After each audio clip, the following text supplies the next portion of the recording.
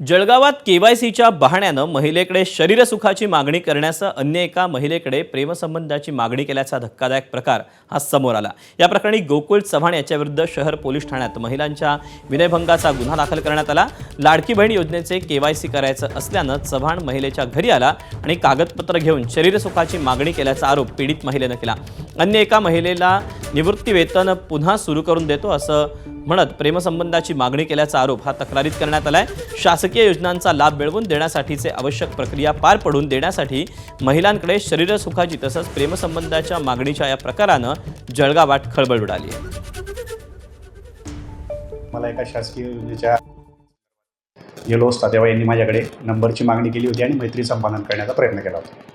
पीडित महिला आहे सर, त्या पीडित महिलेचं असं म्हणणं की शरीर सुखाची मागणी केली, त्यांनी शारीरिक संबंध ठेवावे असं म्हटलंय। हो, त्यांनी उल्लेख केला आहे फिर्यादीमध्ये, परंतु ते त्यांच्या नवऱ्याचे मित्रच आहेत म्हणून त्यांच्या घरी आलेले होते आणि त्यांच्यात ते संभाषण झालं होतं आणि त्यांनी त्या पीडितेने सांगितलं होतं की हा प्रकार मी माझ्या नवऱ्याला सांगणार आहे।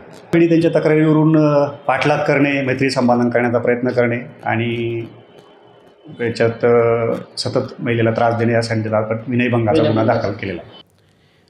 तिथे लाडकी बहीण योजनेच्या ई-केवायसीसाठी महिलांकडे शरीरसुखाची मागणी केल्याच्या घटनेवरून राष्ट्रवादी काँग्रेस पार्टी शरदचंद्र पवार पक्षाच्या महिला प्रदेशाध्यक्षा रोहिणी खडसेंनी प्रचंड नाराजी व्यक्त केली, तर सत्ताधाऱ्यांनी देखील यावर प्रतिक्रिया दिली। पाहूया।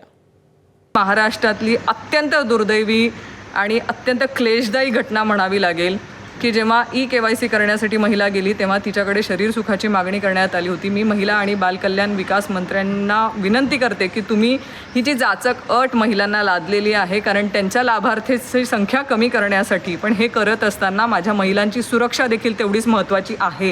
या आरोपींवरती कठोर कारवाई करा जेणेकरून माझ्या माता बहिणींवरती परत कुठल्याही महिलेवरती असा प्रसंग येऊ नये।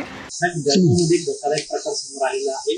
लाडक्या बहिणीचे केवायसी करण्यासाठी शरीर सुखाची मागणी करण्यात आली आहे। माहीत नाही, तिथले जे आहेत पोलीस अधिकारी जे आहेत ते त्याची दखल घेतील आणि जर कुणी अशा रीतीचा जर मूर्खपणा केला असेल तर त्याच्यावर कारवाई होईल।